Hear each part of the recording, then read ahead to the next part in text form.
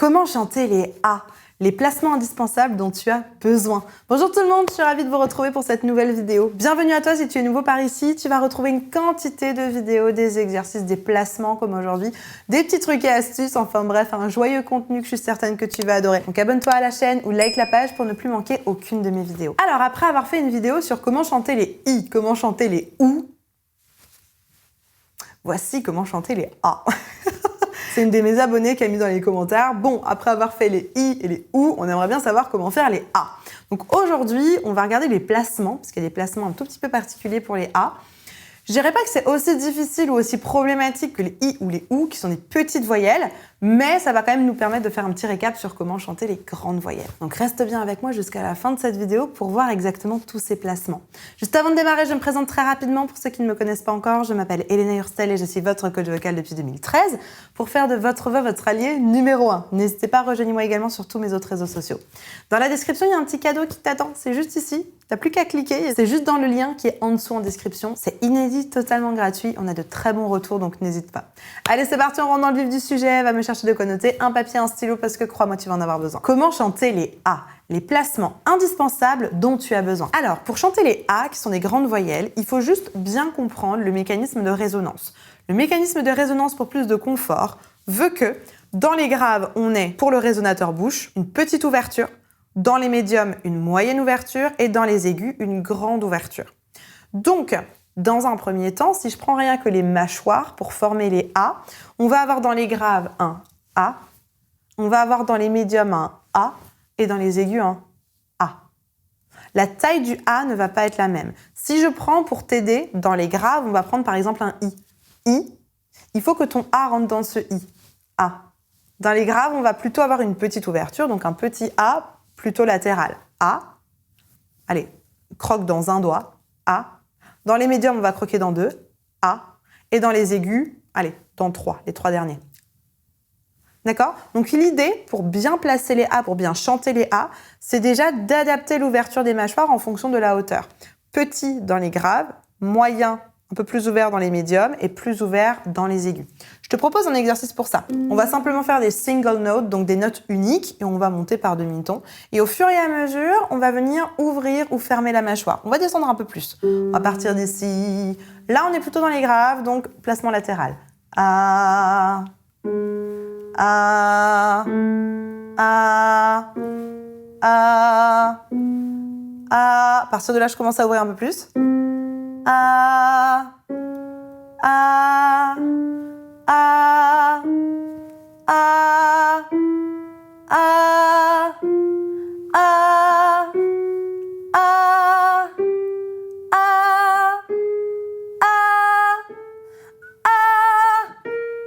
A, et un dernier. On ouvre. Ok? Aussi simple que ça. On descend.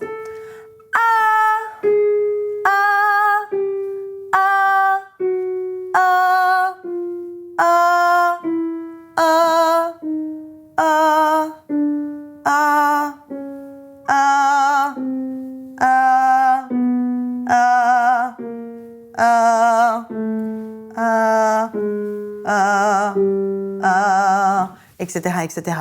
L'erreur que je vois le plus souvent chez mes coachés, et même voilà, chez les chanteurs de manière générale, c'est que quand vous arrivez dans les aigus, la plupart du temps, les mâchoires ne sont pas assez ouvertes. Donc c'est pour ça que je parlais de l'histoire des doigts.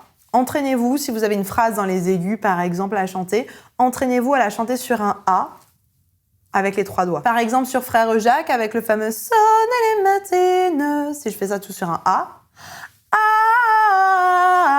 dans un premier temps, je mets bien mes 3 doigts pour avoir la bonne ouverture de mâchoire. Je croque pas les doigts. L'idée, c'est pas d'engager les mâchoires, de croquer pour engager le muscle de la mâchoire. L'idée, c'est juste que c'est comme si c'était une espèce de règle, une espèce de témoin, voilà, qui m'oblige, entre guillemets, à laisser bien ouvert les mâchoires.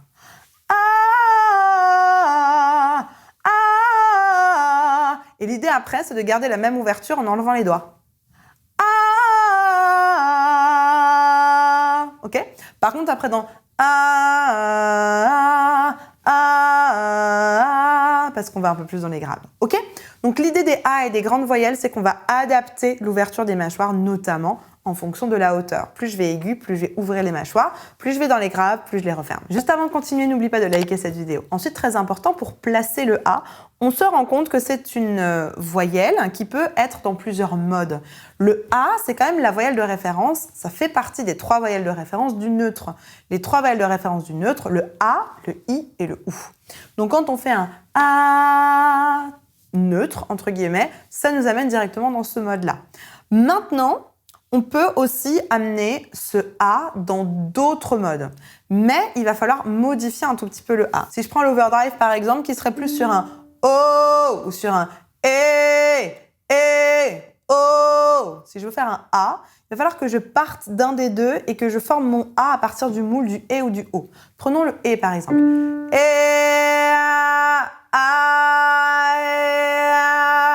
Mais jamais A. Si je prends ce A là, ce moule là, je repasse directement en neutre. Donc je peux aussi partir du O. O. Je glisse un tout petit peu dans la direction du A. O.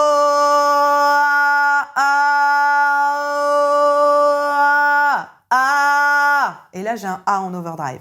Mais ça sera jamais un vrai A. A. Parce qu'un vrai A c'est ça. D'accord? Donc tu peux le faire dans tous les modes. On prend l'edge. On va aller sur un E par exemple. On va aller vers le A. J'ai presque déjà été trop loin, ça coince un peu, c'est pas super.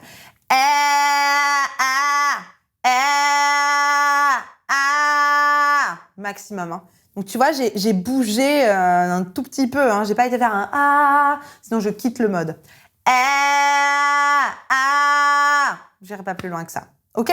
Pareil pour le curbing maintenant. Si on prend un O, par exemple. O, O, O. Ouais, c'est déjà même un peu plus ouvert. Hein. Faut vraiment essayer de garder la même chose en glissant à peine en fait. O, O, O, O. Et pas A. Ok, sinon je repasse en pleine densité par exemple.